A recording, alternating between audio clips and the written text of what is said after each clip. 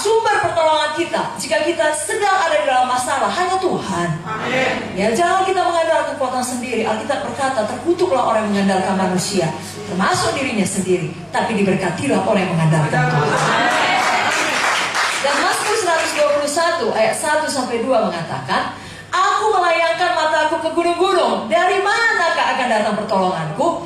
Pertolonganku ialah dari Tuhan yang menjadikan langit dan bumi. Dan kita ingat, dia menjadikan langit dan bumi hanya dengan firman-Nya, hanya dengan perkataan-Nya. Itu sebabnya kalau mau tetap menyala-nyala, tetap mendekat kepada Tuhan.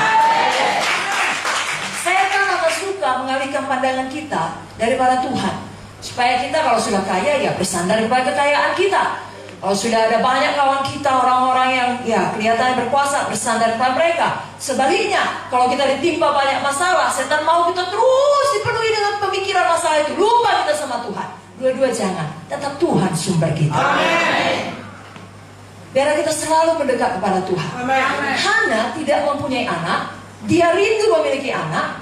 Dan sebenarnya pada waktu suaminya tiap tahun pergi ke rumah Tuhan di Silo, dia bisa bawa alasan, kau sudah punya madu ya, kau sudah punya istri lain, pergilah dengan istrimu itu dan anak-anakmu, aku tidak mau ikut beribadah. Tidak, dia bisa saja memilih tetap tinggal di rumah, di dalam depresinya, ya kesedihannya, atau menyibukkan diri dengan pekerjaan rumah tangga di rumah siang dan malam, atau pergi ke rumah teman-temannya dan menggosipkan suaminya, berusaha mencari simpati atau pertolongan mereka. Hana tidak demikian. Walau hatinya pedih, dia rindu anak, dia belum mendapatkannya, dia tetap pergi ke rumah Tuhan. Silo adalah lambang tempat di mana orang datang untuk berdoa, untuk menyembah Tuhan, mempersembahkan korban bagi Tuhan. Saat ini pun saya dorong saudara, kalau masih ada di antara saudara, saya percaya sebenarnya semua kemarin sudah menerima kebebasan. Amin.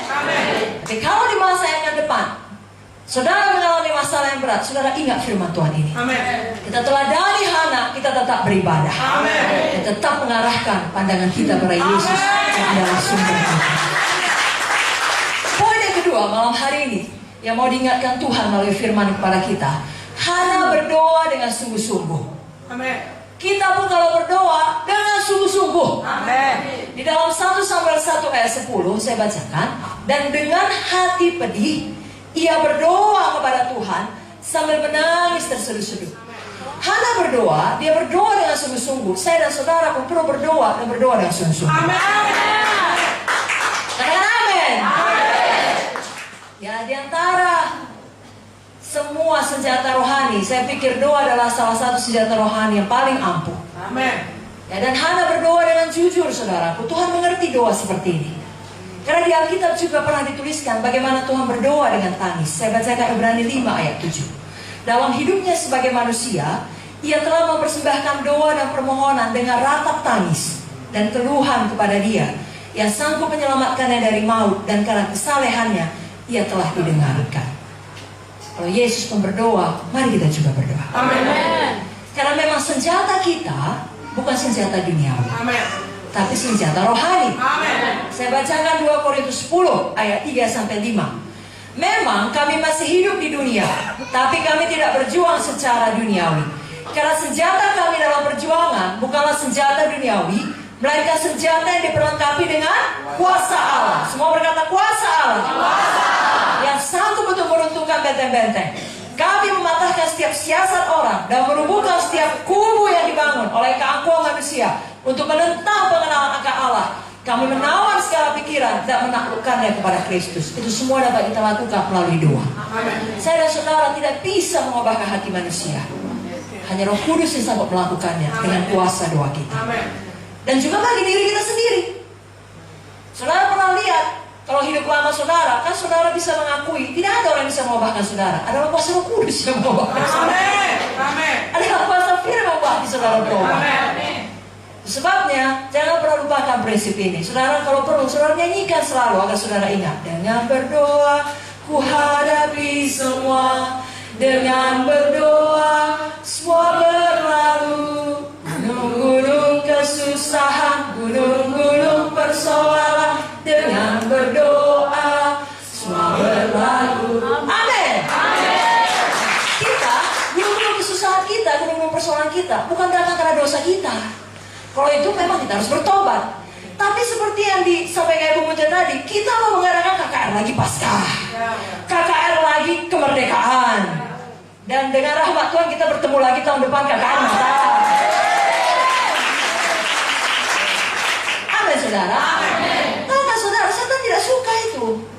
Lalu dia akan pakai semua cara, bahkan melalui manusia yang bisa dipakainya, untuk memberikan gunung-gunung persoalan, gunung-gunung kesusahan, karena hal yang paling dibencinya adalah Yesus diberitakan. Selama saudara tidak melakukannya, dia tidak keberatan saudara diberkati, karena saudara bukan ancaman bagi kerajaan kegelapan. Tapi kalau saudara melakukannya, saudara ancaman, dan dia sangat benci itu. Itu sebabnya jangan heran kalau dari segala sisi saudara nggak ngerti loh, bukannya aku begini kok tiba-tiba bisnisku kok mengalami kemunduran. Jangan saudara heran, maju saja dengan berdoa, ku hadapi. Haleluya. Dan apapun yang dicuri setan, kalau saudara tetap bersuka cita, tetap berdoa, dia harus kembalikan 4 kali lipat, 7 kali lipat. Dan tiap kali kita mulai berdoa, biasanya akan terjadi penerobosan. Sebab yang kalau ada kita di sini, sudah kita coba dengan semua cara manusiawi yang kita tahu untuk satu perkara, dan kelihatannya belum berhasil. Mari kita ingat kembali, senjata kita adalah senjata rohani. Mari kita kembali berlutut dan kembali berdoa.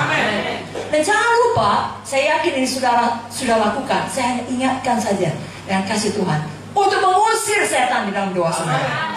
Lawanlah iblis, maka ia akan lari daripada Anda. Dia mau mengusir setan, ya amin. Dan tentunya tiap kali kita berdoa dengan sungguh-sungguh, walaupun itu menangis terseduh-seduh, bukan karena tidak ada harapan, kita menangis dengan iman. Ya, bukan soal menangis atau tidak menangis, itu terserah kepada saudara lah ya. Ya, tidak apa-apa menangis. Daud pun laki-laki gagah perkasa, raja sangat terkenal, pun menangis. Tapi bukan soal menangis atau tidak menangis, doa harus dengan iman.